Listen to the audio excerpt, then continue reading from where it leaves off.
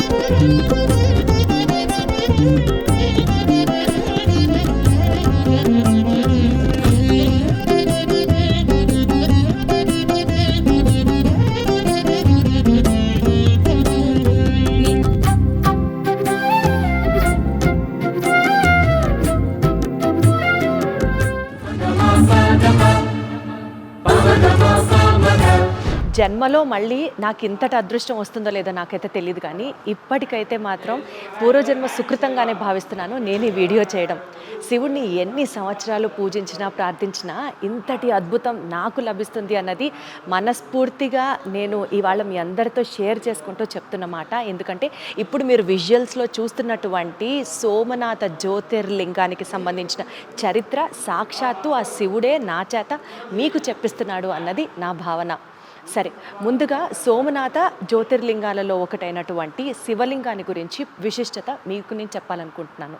ఈ శివలింగం చాలా చాలా చాలా స్పెషల్. వాయులింగంగా పిలువబడుతున్న ఈ శివలింగం గాలిలో నిలుస్తూ ఉంటుంది because of the special magnetic abilities it has. ఈ లింగానికి ఇంత స్పెషాలిటీ ఉంది కాబట్టి 1000 సంవత్సరాల క్రితం మొహమ్మద్ గజ్నీ సోమనాథ్ ఆలయాన్ని ఇన్వైట్ చేసినప్పుడు ఆ పర్టికులర్ లింగాన్ని ముక్కలు ముక్కలుగా చేయబడింది అన్నది చెప్పారు. దాని తర్వాత చాలామంది సోమనాథ జ్యోతిర్లింగాలలో ఒకటైనటువంటి ఆ శివలింగం అసలు కనిపించకుండా పోయింది అని అనుకున్నారు. కానీ దాన్ని అగ్నిహోత్రి కుటుంబానికి చెందినటువంటి బ్రాహ్మణులు దాన్ని తీసుకొని వెళ్ళి సౌరాస్తా దగ్గర 1000 సంవత్సరాల పాటు దాన్ని భద్రపరచడం జరిగింది.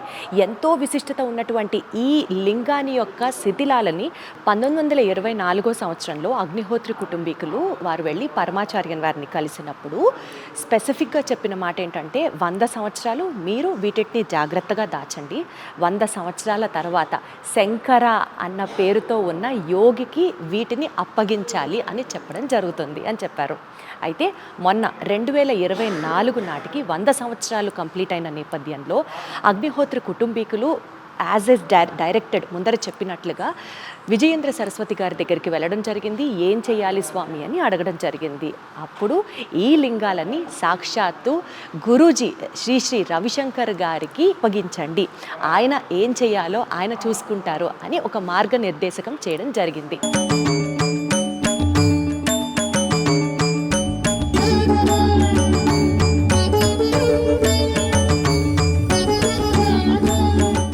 తద్వారా ఇక్కడికి ఆ జ్యోతిర్లింగాలు రావడం జరిగాయి.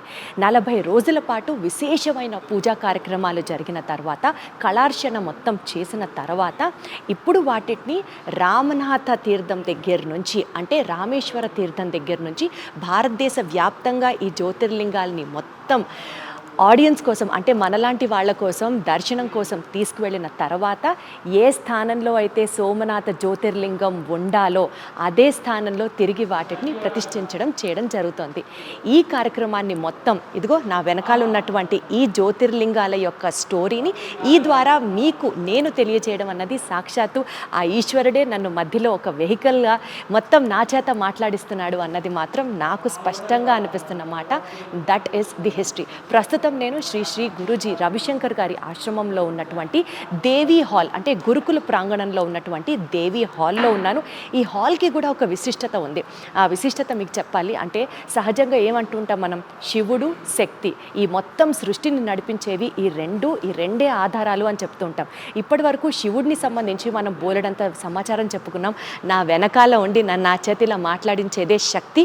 సో నా వెనకాల ఉన్నటువంటి అమ్మవారి పెయింటింగ్ రాజరాజేశ్వరి దేవి అమ్మవారు, తంజావూరు పెయింటింగ్. యాక్చువల్గా ఈ హాల్లోనే ఒక చాలా సూపర్ వైబ్ ఉంటుంది. అది అమ్మ దగ్గర నుంచి కావచ్చు, అయ్యవారి దగ్గర నుంచి కావచ్చు, ఏదైనా సరే శ్రీ శ్రీ గురూజీ గారు ఇక్కడ వేదానికి సంబంధించి కానీ పూజలకి సంబంధించి కానీ ఏదన్నా ఇక్కడ చేస్తారు అని అంటే అది పర్టికులర్గా ఈ ప్రాంగణంలోనే అనమాట. అసలు సైంటిస్ట్లే షాక్ అయిపోతున్నారు ఈ విషయాన్ని తెలుసుకోవడానికి. ఈ విషయం తెలుసుకున్నాక ఇంత పవర్ ఉందా ఈ లింగాలలో అని అనిపించింది. ఎందుకనంటే ఇది ఎప్పుడో పురాతనమైనటువంటి కొన్ని వందల వేల ఏళ్ల నాటి లింగాలని ఇప్పుడు జియోలాజిస్టులు సైంటిస్టులు చూసిన తర్వాత వాళ్ళు చెప్తున్న పాయింట్ ఏంటంటే అసలు మ్యాగ్నెటిక్ ఎలిమెంట్స్ ఆ లింగానికి ఎలా ఉంది, ఇది ఎవరికీ అర్థం కాని ప్రశ్న. పోనీ డీప్ డౌన్ సెంటర్లో కనుక దాన్ని ఇన్వెస్టిగేట్ చేసిన తర్వాత అర్థమైంది ఏంటంటే మెగ్నీషియం, సిలికా అండ్ బేరియం ఈ ఎలిమెంట్స్ కూడా సెంటర్ పాయింట్ ఆఫ్ ది లింగంలో ఉందన్నమాట. అంటే అంటారు కదా, నమ్మకానికి భక్తికి మధ్యలో నడిచిన ఈ చరిత్ర నిజంగా చాలా చాలా చాలా ఎక్సైటింగ్గా అనిపిస్తూ ఉంటుంది. ఎందుకనంటే కొన్ని 1000 సంవత్సరాల క్రితం మొహమ్మద్ గజ్నీ సోమనాథ ఆలయాన్ని ఇన్వేడ్ చేయడం ఏంటి, అప్పటి నుంచి దాన్ని భద్రపరచడం ఏంటి, 100 ఏళ్ల తర్వాత అయోధ్య రామాలయం పునర్నిర్మాణ జరిగిన తర్వాత ఇది మళ్ళీ సోమనాథ లింగానికి చేరుకుంటుంది అని ముందరే చెప్పడం ఏంటి, అసలు ఇప్పటి వరకు టెస్ట్ చేసి చూసిన తర్వాత ఇలాంటి ఎలిమెంట్స్తో కూడినటువంటి శిలాలు ఇప్పటి వరకు భూమి మీద అసలు లేవు. ఫర్ ద ఫస్ట్ టైం ఇంత ఘనమైనటువంటి శివలింగాన్ని కనుక్కున్నారు. అంటే ఇది ఎప్పుడో ఉన్నది, ఆల్రెడీ మనకి ఇంత లేటుగా తెలుస్తుంది టైం ట్రావెల్ చేసిన తర్వాత అన్నది కూడా ఆశ్చర్యంగా అనిపిస్తూ ఉంటుంది. అందుకనే అంటారు నమ్మకం వర్సెస్ భక్తి, నమ్మకం అండ్ భక్తి కలయికలోనే ఈరోజు సోమనాథ ఆలయంలో మనం సాక్షాత్తు ఏదైతే వాయులింగం అని పూజిస్తామో ప్రార్థిస్తామో అసలైన శివలింగాన్ని అతి త్వరలో ప్రజలందరూ దర్శనకార్థం చూడబోతున్నారు. ప్లేస్ యొక్క విశిష్టత అలాగే అన్నిటికంటే ఎక్కువగా నేను చాలా హ్యాపీగా మీతో షేర్ చేసినటువంటి లింగాలకి సంబంధించినటువంటి స్టోరీ.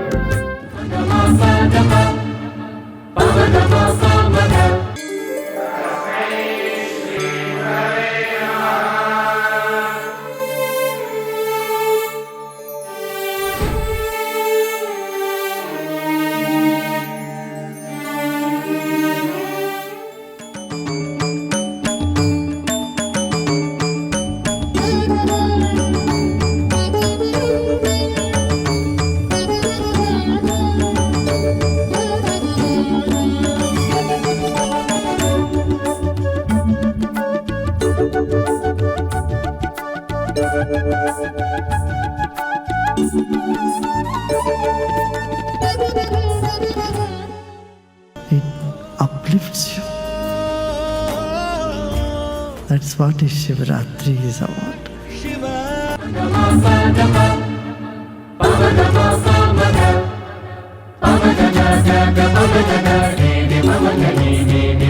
అందరికీ కావాల్సినవి అందరికీ అవసరం అయ్యేవి కాంప్లికేటెడ్గా అస్సలు చేయదలుచుకోవట్లేదు. చాలా సింపుల్గా డే టు డే లైఫ్లో మనమందరం ఫేస్ చేసేదే క్వశ్చన్ రూపంలో ఒక మహాస్వరూపాన్ని అడిగే అవకాశం నాకు లభించినందుకు ముందుగా నేను చాలా హ్యాపీగా ఉన్నాను.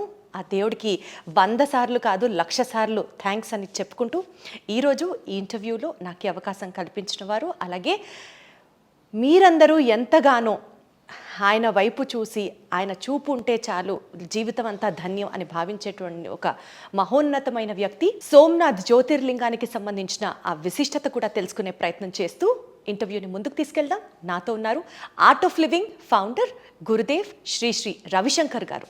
మాట్లాడదాం ఆయనతో. గురుజీ, చాలా సంతోషంగా ఉంది. ఇన్ఫ్యాక్ట్ పూర్వజన్మ సుకృతంలా భావిస్తున్నాను మిమ్మల్ని ఇలా కలవడం, మీ ముందర కూర్చొని మిమ్మల్ని ఇంటర్వ్యూ చేయడం. Thank you so much for giving me this opportunity. Thank you Guruji. జనరల్గా లైఫ్ స్టైల్ రిలేటెడ్ పాయింట్స్ కొన్ని మిమ్మల్ని అడుగుదాం అనుకుంటున్నాను, సో దట్ జనాల్లో నేను ఉన్నాను, నాకు కూడా అన్ని డౌట్స్కి ఆన్సర్స్ వస్తాయని అనుకుంటున్నాను. చాలా టార్గెట్స్ పెట్టుకుంటూ ఉంటాం లైఫ్లో మనం, ఇది అచీవ్ చేయాలి, ఈ గోల్ రీచ్ అవ్వాలి అని.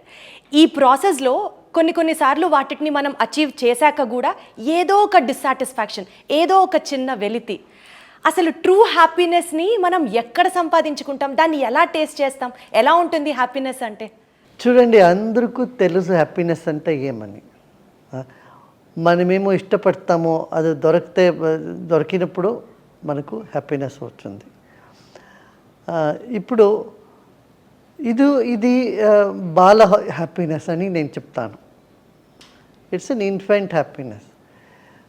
పెద్దోళ్ళు అయిన తర్వాత ఎప్పుడు మేము అందరూ వేరే వాళ్ళకు ఇస్తామో, ఏమైనా ఇచ్చేప్పుడు మనకు హ్యాపీనెస్ వస్తుంది. అందరూ హ్యాపీనెస్లో మన హ్యాపీనెస్ కనుక్కునేది అది ఇంకా శ్రేష్టమైన హ్యాపీనెస్. మన ఆత్మములు మన లోపల వెళ్ళి మన ధ్యానములో కూర్చుంటే అప్పుడు ఒక సంతోషము దొరుకుతుంది కదా, అదే నిజమైన హ్యాపీనెస్ అని నేను చెప్తాను. నిజమైన సంతోషం, ఆనందం. ఇన్స్టాగ్రామ్ ఓపెన్ చేసినప్పటి నుంచి ఈ డిజిటల్ ఎరాలో, ఫేస్బుక్లో ఎక్కడ చూస్తే అక్కడ కొటేషన్స్, లివ్ ద మూమెంట్ అంటూ ఉంటారు. లోపల బోలెడు స్ట్రెస్, ఇది అచీవ్ చేయాలి, అది టార్గెట్స్ రీచ్ అవ్వాలి అని. ఈ టెన్షన్స్ మధ్యలో how to live in the moment Guruji? ఎట్లా అంటే ఇప్పుడు చూడండి, మీ టార్గెట్ పెట్టుకోవాలి. మన ఈ టార్గెట్ పైన ఫీవరిష్ అవ్వకూడదు. ఇప్పుడు మేము హైదరాబాద్ని బెంగళూరు వెళ్తాము అనుకున్నాము, ఒక టార్గెట్. దాంట్లో ఏం చేస్తాము, కార్లో బస్లో ట్రైన్లో కూర్చొని వెళ్తాము. All the way if you keep thinking I'm go to Bengaluru, you will not reach Bengaluru, ఇంకెక్కడో వెళ్ళేస్తారు. దానికి ఫీవరిష్నెస్ వద్దు. అంటే దీన్నే మనం సరెండర్ చేసి ఫెయిత్ పెట్టుకుంటే అన్నీ జరుగుతుంది అని ఫెయిత్ పెట్టుకోవాలి. ఎప్పుడు అన్సర్టనిటీ ఉంటుంది కదా, దొరకదే, ఏమవుతుందో ఏమి ఆలేదో అని ఒక సంశయం ఉండే అప్పుడు మన లోపల ఆ కాన్ఫిడెన్స్ లేకపోతే మన అచీవ్మెంట్లు కూడా అచీవ్ చేస్తే కూడా దాంట్లో మనకు లాభం ఉండదు. Correct. This is where most people are failing అని అర్థమవుతుంది. Guruji, one thing to be very honest, ఈ రోజుల్లో బ్రాండ్ పిచ్చి లేకుండా ఎవరున్నారు చెప్పండి? లగ్జరీ కార్స్, పెద్ద buildings, branded clothes, branded watches, అన్నీ బ్రాండ్. ఇది ఒక జనరేషన్ ముందు మేమందరూ అట్లా అనుకున్నాము. ఇప్పుడు జనరేషన్ జీ ఉన్నారు కదా, వాళ్ళకి అది బ్రాండ్ ఏమవుదు. వాళ్ళు ఇంకా చాలా ముందు వెళ్ళారు.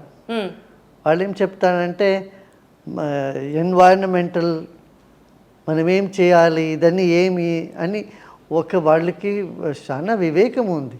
ఇది చాలా ఆశ్చర్యమైన పని. అందరికీ అలాంటి ఆలోచన ఉంటే బాగుండు. ఒకవేళ మిలీనియన్ జనరేషన్ వాళ్ళకి ఈ బ్రాండ్ సొసైటల్ ప్రెషర్స్తో తట్టుమిట్టాడుతున్న వాళ్ళకి ఏం చెప్తారు గురూజీ మీరు? How to come out of it? అట్లా no need to come out of it, but don't be feverish about it. చూడండి, ఇప్పుడు ఒక 20-30 years బ్యాక్ బయట వెళ్ళాలంటే అది ఒక పెద్ద విషయం. ఇప్పుడు అది అట్లా లేదు కదా, ఇప్పుడు అందరూ వెళ్ళిస్తారు అక్కడ. Correct. So take it easy. Nice. Thank you Guruji. Guruji, one more point. Toxic రిలేషన్షిప్స్లో 2 రకాల ప్రజలు. ఒకళ్ళు టాక్సిక్ రిలేషన్షిప్ని ఫేస్ చేస్తూ ఆ రిలేషన్ని కంటిన్యూ చేస్తూ ఉన్న వాళ్ళకి let go of the pain ఎలా అన్నది one side of the story. Toxic రిలేషన్లో ఉంటూ బయటకు వచ్చేయాలి అని ఉంటుంది పాపం, కానీ మళ్ళీ సొసైటల్ ప్రెషర్, ఫైనాన్షియల్ ప్రెషర్, పిల్లల వల్ల బయటకు వస్తే ఒక్కళ్ళమే ఉండగలమా అన్నది 2 different side of the story. So ఈ రెండింటిని మీరు ఏం చెప్తారు Guruji? How to stay and let go the pain and how to be single and still face the society. ఈ 2 సిచ్యుయేషన్లో కూడా ధ్యానం చేయాలి. ధ్యానం చేస్తే ఎప్పుడు ఏం చేసేది అని సరిగా మన యోచనలు వస్తుంది. అప్పుడు సో ఏ సిచ్యువేషన్లో ఉన్నా ధ్యానం చాలా ఆవశ్యకం. ధ్యానం చేస్తే మేము రియాక్షన్ ఎవరు రియాక్షన్ చేయరు. యోచన చేసి వివేకపూర్వంగా యాక్ట్ చేస్తాము. దానికి ధ్యానము ప్రాణాయామం సుదర్శన క్రియ చేయాలి. సుదర్శన క్రియ చేస్తే అవన్నీ పెయిన్ అని బయట వచ్చేస్తాము. ఎట్లా గురుజీ సుదర్శన క్రియ చేస్తే మెంటల్ పీస్ ఎలా సాధ్యం? సుదర్శన క్రియ చేస్తే పెయిన్ ఎట్లా తట్టుకునే శక్తి వస్తుంది? అది అయింది, అట్లా అవుతా ఉంది. సో సుదర్శన క్రియ is the solution, one stop solution. Nice. ఒక పాయింట్ గురుజీ, ఇప్పుడు మనల్ని ఎవరన్నా హర్ట్ చేస్తారు, ఓకే, వాళ్ళు మనల్ని బాధ పెడుతున్నారని తెలిసి కూడా మనము స్టిల్ వాళ్ళని ఫర్గివ్ ఎలా చేస్తాం? స్టిల్ వాళ్ళని ఎలా లవ్ చేయాలి అని అంటారు. How do we love and how do we forgive them after we know they are hurting us? See, nobody can hurt you if you are not open to it. Oh. You have to be strong. If someone hurts you, it is out of their ignorance or out of their jealousy or other negative feelings. అందుకే stress అయిపోతుంది, ఎవరికి కూడా ఆ situation ఉంటుంది. ఇప్పుడు మీరు చూడండి, see, you must have hurt somebody unknowingly, and if they hold on to it, you don't like it కదా.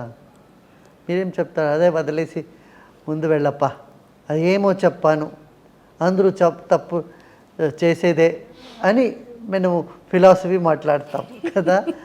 ఆ ఫిలాసఫీ మనం కూడా అప్లై చేయాలి.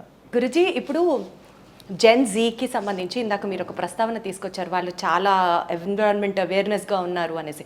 But the other side of the story ఏంటంటే ఈ ఫెయిల్యూర్స్, లవ్ రిజెక్షన్, అసలు ఒక కష్టాన్ని వాళ్ళు ఫేస్ చేయలేకపోతున్నారు. సో ఎస్పెషల్లీ టీనేజ్లో ఈ మధ్య ఈ పేషెన్స్ లేదు, వాళ్ళతో పేషెన్స్ లేదు. దానికి మేము కోర్స్ చేసాము వాళ్ళందరికీ. ఆ పేషెన్స్ ఎట్లా వచ్చేది, ఎట్లా ఇంట్యూటివ్ పవర్ మా దగ్గర ఉందే, అదని ఎట్లా పెరగాలి, ఇదన్నీ ప్రోగ్రామే చేసాం మేము వాళ్ళ కోసం. అది చాలా బెనిఫిట్ అయింది వాళ్ళని. ఎందుకంటే పేషెన్స్ లేకపోతే వాళ్ళు ఏమో అచీవ్ చేయరు కదా. పేషెన్స్ డెవలప్ చేసుకోవాలి ప్రతి ఒక్కళ్ళం అంటున్నారు మీరు, నాకు అర్థమవుతుంది. గురుజీ, చాలా ఆనెస్ట్ క్వశ్చన్. భగవద్గీతలో కృష్ణుడు చెప్తారు, నీ పాత్ర నువ్వు చెయ్యి, forget about the rest, do your role and forget about the rest అని అంటారు. నువ్వు అధికారం లేదు దాంట్లో, నువ్వు చేయండి, నువ్వు 100% ఏమవుతుందో, ఏం చేసేకవుతుందో అది మీరు చేయండి అని, అదర్ ఫలం ఏం వస్తుందో దానిపైన మీకు అధికారం లేదు అని చెప్తారు. అది కరెక్టే, అది కదా. ఇప్పుడు మీరు 100% మీరు ఇచ్చి ఒక పని చేస్తారు, అది అవుతుంది. సమ్టైమ్స్ ఇట్ డజంట్ హ్యాపన్, దాంట్లో మీ ఇది లేదు కదా. ఈజీగా ఎలా యాక్సెప్ట్ చేయాలి దాన్ని? ఈజీగా కష్టంగా అక్సెప్ట్ చేయాలి. ఇప్పుడు ఏం చేయాలి? మీరేమో ఒక పార్టీ పెట్టారు, బయట వానం వచ్చేస్తుంది, ఏం చేస్తారు మీరు? మీ చేతుల్లో లేదు కదా అది. అదే వాళ్ళు చెప్పండి. గురుజీ, యాక్చువల్గా నాకు శివుడు అంటే చాలా చాలా ఇష్టం, చాలా ఇష్టం శివుడు అంటే. సో నాకు నిన్న మన సోమనాథ్ గురులింగానికి, శివలింగానికి సంబంధించి ఒక స్టోరీ చేశాను ఐ డ్రీమ్కి వెళ్ళినప్పుడు. సో జ్యోతిర్లింగాలలో ఒక లింగాన్ని నేను దగ్గర నుంచి చూస్తున్నాను, నాకు ఈ అవకాశం వచ్చింది అన్నది వచ్చినప్పుడు నాకు ఎలా అనిపించిందంటే, ప్రతిసారి శివయ్యకి I love you Shivayya, I love you Shivayya అని చెప్పుకుంటా. శివుడి దగ్గర నుంచి కూడా I love you too, so you come to me and you have my darshan అని అనిపించింది. సో నిన్న జరిగినటువంటి, అంటే సోమనాథ్ శివలింగానికి సంబంధించి ఆ స్టోరీని మీరు చెప్తే ఎక్స్పీరియన్స్ వినాలనుకుంటున్నాను, మీ ద్వారా చెప్పండి. చూడండి, శివుడు అన్ని జగాలో ఉన్నాడు, వాడు జ్యోతి స్వరూపంగా ఉన్నాడు. ఎనర్జీ అంటే శివుడు అంటే ఎనర్జీ. ఇప్పుడు అది ఒక్కొక్క స్థానంలో అది ఒక ప్రతిబింబమైన మనకు కనిపిస్తుంది. సంవత్సరం తర్వాత ఆ లింగం మనం అందరికీ దర్శనం చేసేదానికి దొరికింది. అది ఒక పెద్ద విషయం కదా. ఇప్పుడు 500 years తర్వాత రామ మందిరం అయింది, అట్లే ఇది ఒక 1000 సంవత్సరం తర్వాత మనకు దొరికింది. అది ఒక పెద్ద విషయం అనుకున్నాను. Thank you Guruji. ఒక చిన్న ర్యాపిడ్ ఫైర్ మీ పర్మిషన్తో అడగచ్చా? ఫస్ట్ క్వశ్చన్, ఒక పుస్తకం ప్రతి ఒక్కళ్ళు చదవాల్సింది అని అంటే ఏం చెప్తారు? జీవనము. పుస్తకమే జీవనమా Guruji? One habit can change your life. If so, what is that? Patience. Morning meditation or evening meditation, which is preferred? Any time meditation. Guruji 10 minutes meditation చేయాలంటే కూడా జనం బోర్ అని అంటారు కదా, అప్పుడు మీరు ఏం చెప్తారు? మీరు సత్వ యాప్ ఉంది మనది, దీంట్లో కూడా క్యూఆర్ కోడ్ ఇస్తాము. అదే ఫ్రీ యాప్ అండి, అందరూ డౌన్లోడ్ చేయవచ్చు. దాంట్లో నేను చాలా షార్ట్ మెడిటేషన్స్ అన్నీ నేను గైడెడ్ మెడిటేషన్ పెట్టాము, తెలుగులో కూడా ఉంది. అది మీరు యాప్ పెట్టుకొని ఉంటే సరాసంగా ఈజీగా సులభంగా అవుతుంది మెడిటేషన్. సో 10 minutes మెడిటేషన్ చేయాలని వాళ్ళకి కూడా ఈజీ మెడిటేషన్ ఉంది, గుర్తుంచుకోండి. ఈజీ మెడిటేషన్ ఉంది, సత్వ యాప్. సత్వ యాప్. ఓకే గురుజీ, స్పిరిచువల్గా ఉండడం అని అంటే ఒక సెట్ ఆఫ్ ప్రిన్సిపల్స్ ఉంటాయి. అలా ఉండడంతో పాటు నెట్ఫ్లిక్స్ సిరీస్ని ఎంజాయ్ చేస్తూ మోడర్న్ మనిషిలా కూడా ఉండొచ్చు అన్నది కొంతమంది అంటారు. Spirituality is like you have to get detached from your daily life అన్నది కొంతమంది అంటారు. What is Guruji's take on this? No, spirituality encompasses everything. Oh. It's just giving joy to everybody and being in joy. Being enjoyed also is spirituality. Thank you so much, Guruji, for giving me this opportunity. Thank you so much. ఈ conversation తర్వాత నాకు అర్థమైంది ఏంటంటే చాలా simple. Stress ఉందా, సుదర్శన క్రియ చేయండి. Concentration కుదరట్లేదా, meditation చేయండి. పొద్దున సాయంత్రమా, ఎప్పుడైనా పర్వాలేదు. ఇలా లైఫ్కి చాలా సింపుల్ స్టెప్సే ఉంటాయి. అనవసరంగా ఎక్కువ ఆలోచించేసి మనమే ఓవర్ కాంప్లికేట్ చేసుకుంటూ ఉంటాం. జలాన్ని శంఖంలో పోస్తేనే తీర్థం అవుతుంది అన్నట్టు సాక్షాత్తు ఇప్పుడు నేను చెప్పిన ఈ మాటలన్నీ గురూజీ నోట్లోంచి విన్న తర్వాత ఇంకా జీవితాన్ని అంత సీరియస్గా తీసుకొని కూరుకుపోయే కష్టాల్లో బాధలు పడుతూ అనుభవించడం అవసరమా? Join the art of living and have a beautiful journey ahead. Thank you so much.